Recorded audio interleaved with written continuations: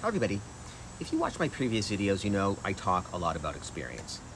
And I stand by that, but experience alone, it's not always enough.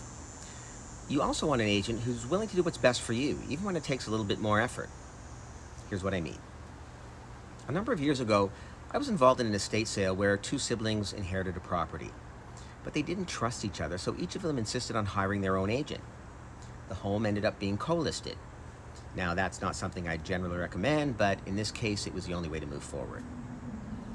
The home was listed around 2.7 million, though we thought it was probably worth somewhere between 2.5 and 2.6. After a couple months, we received an offer and we negotiated up to 2.48, but at that time, the sellers weren't prepared to accept it. So these first buyers walked away. A short time later, one of the siblings said they were going away on vacation to some remote who knows where, they'd have no internet, and if we didn't sell it before then, they were going to take the property off the market.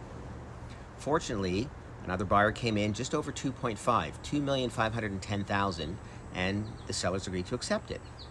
But before anyone signed it, I suggested we reach out to these first buyers, the one who offered 2.48, and let them know there was another offer on the table. My co-listing agent said, "Look, we've got a deal. Let's just take this one." I didn't think it was the best move, so I picked up the phone and I made a call.